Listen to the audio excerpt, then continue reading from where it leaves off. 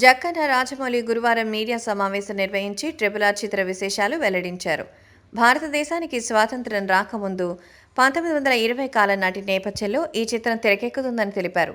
స్వాతంత్ర ఉద్యమ వీరులు కొమరం భీం, అల్లూరి సీతారామరాజు యుక్త వయస్సులో ఉన్న సమయంలో కొన్నేళ్లు అదృశ్యమై తిరిగి వచ్చి స్వాతంత్ర పోరాటం చేశారు.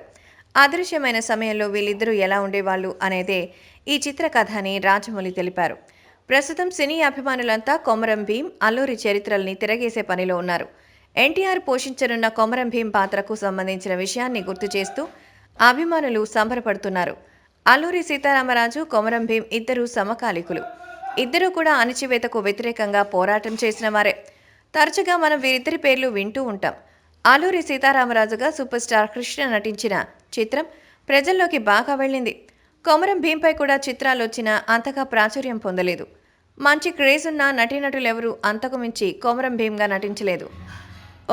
తొలిసారి టాలీవుడ్ క్రేజీ హీరో ఎన్టీఆర్ కొమరం భీంగా నటించబోతుండడం ఆసక్తి రేకెత్తిస్తోంది.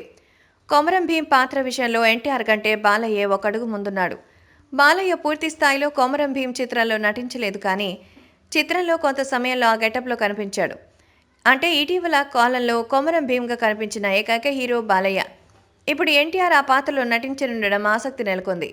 ఇక్కడ ఎన్టీఆర్ గెటప్ని పోల్చి చూసే అవకాశం కూడా లేదు. ఎందుకంటే రాజమౌళి కొమరం భీం గురించి లేని పేజీలని కల్పితంగా చూపించబోతున్నాడు.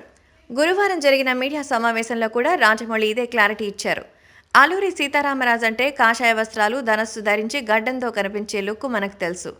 ఇక కొమరం భీం అంటే తలపాగా, పెద్ద మీసాలతో ఉంటాడు. వీరిద్దరూ పోరాటం చేసే సమయంలో ఇలా ఉన్నట్టు చరిత్ర చెబుతోంది. కానీ తాను అంశాలని చూపించడం లేదని, వారిద్దరూ యుక్త వయసులో అదృశ్యమైపోయాక ఎలా ఉండేవారో ఎవరికీ తెలియదు. కాబట్టి ఎన్టీఆర్, రామ్ చరణ్ని నేను ఊహించుకున్న విధంగా చూపించే అవకాశం ఉందని రాజమౌళి తెలిపారు.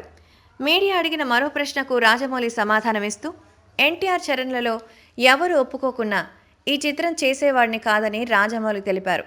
అంటే ఆ పాత్రలో చరణ్, ఎన్టీఆర్ని రాజమౌళి ఎంతలా ఊహించుకున్నారో అర్థం చేసుకోవచ్చు. మొత్తం ప్రెస్ మీట్తో రాజమౌళి RRR చిత్రంపై అంచనాలు పెంచేశారు. 2020 జూలై 30న ఈ చిత్రం ప్రపంచవ్యాప్తంగా విడుదల కానున్నట్టు నిర్మాత దానయ్య ప్రకటించిన సంగతి తెలిసిందే.